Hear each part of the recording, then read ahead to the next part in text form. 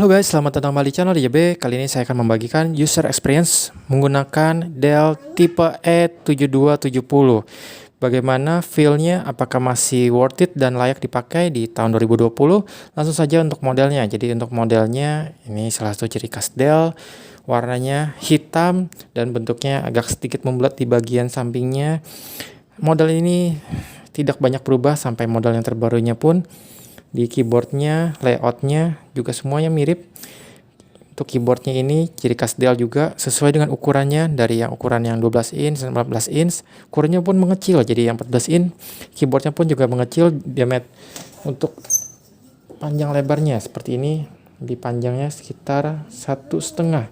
Jadi lebih kecil dibandingkan tipe yang 14 inch. Untuk bagian touchpadnya juga lumayan. Jadi tidak terlalu besar, namun tidak terlalu kecil. Feel-nya agak sedikit spongy. Di sini tipe Latitude E7270, ada logo di sini, logo Dell lagi. Yang saya review ini sudah touchscreen, jadi layarnya sudah memakai kaca, namun tidak ada spesifikasinya apakah memakai Gorilla Glass atau tidak. Namun sudah Full HD, IPS. Ada bagian atasnya ada kameranya, ada grill untuk speakernya juga, untuk mic inputnya. Untuk bagian permukaannya ini ada bagian matte dari ada bahan karetnya, jadi tidak licin, ada gripnya, walaupun berasa plastik sekali.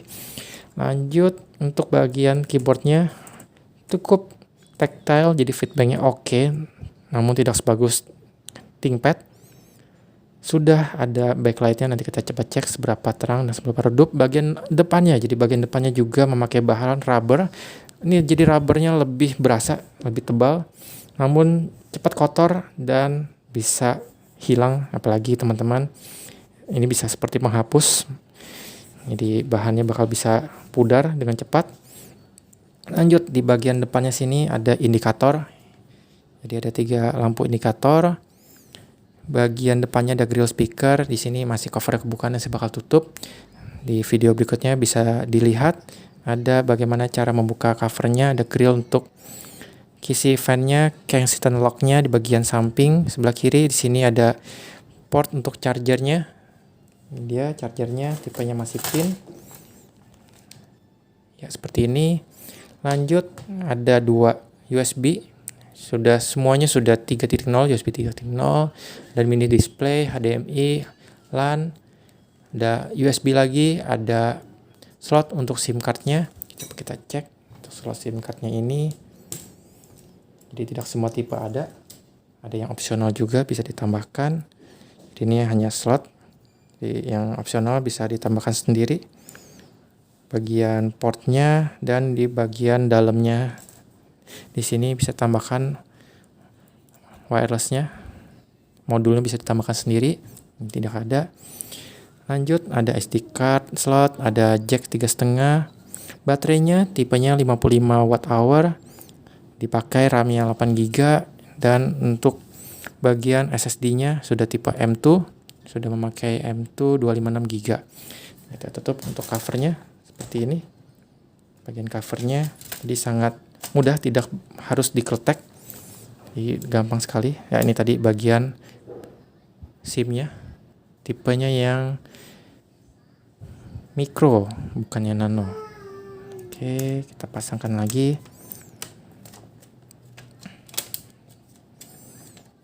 Kita coba nyalakan seperti apa booting awalnya. Seperti ini, jadi masuk ke dalam tas, apalagi tergores dengan benda-benda yang agak tajam, bagian rubbernya langsung terlihat kusam.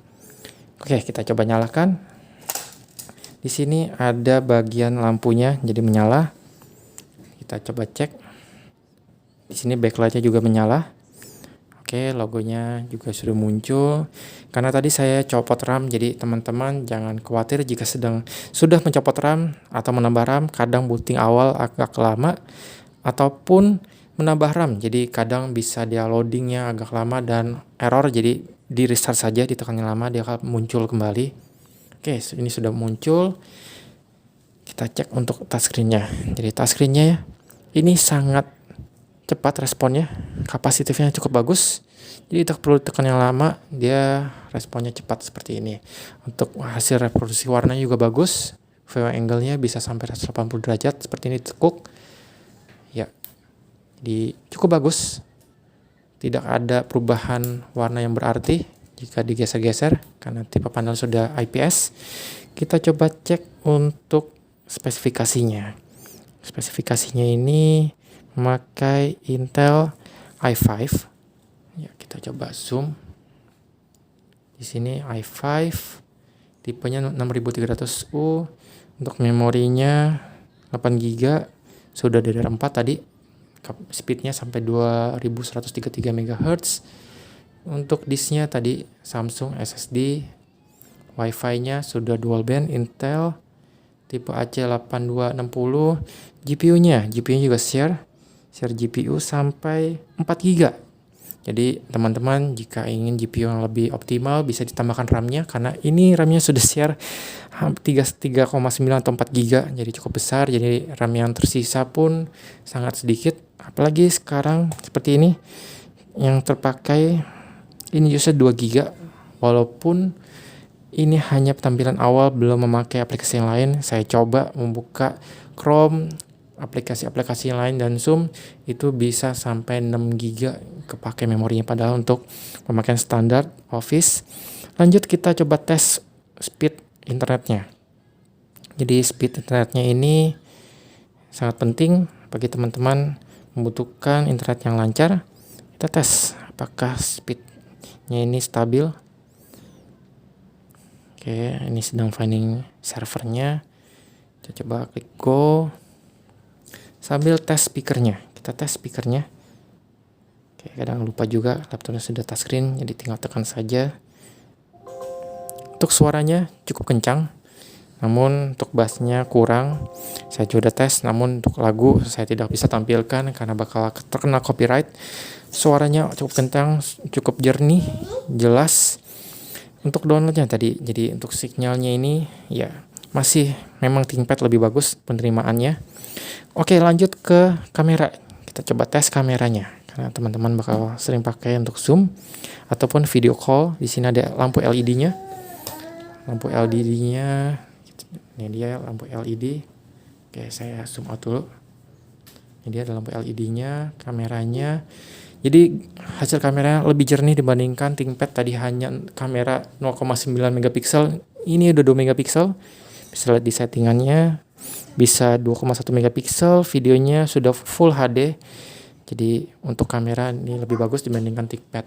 Oke, teman-teman, jika ada pertanyaan bisa tulis kolom komentar.